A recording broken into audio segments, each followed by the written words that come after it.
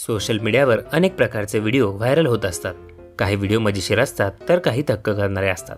काही व्हिडिओज भावुक करणारे असतात तर काही व्हिडिओ पोट धरून हसवणारे असतात। सध्या असाच एक व्हिडिओ समोर आला आहे। या व्हिडिओमध्ये एक तरुण चक्क माकडाची नक्कल करताना दिसतोय। माकडासमोर तरुण माकडाची नक्कल करत असल्याने तुम्हाला हसू आवरणार नाही। सध्या हा व्हिडिओ चांगलाच व्हायरल होत आहे।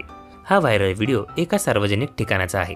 पाऊस पडत आहे आणि या ठिकाणी काही माकडं बसलेले दिसत आहे।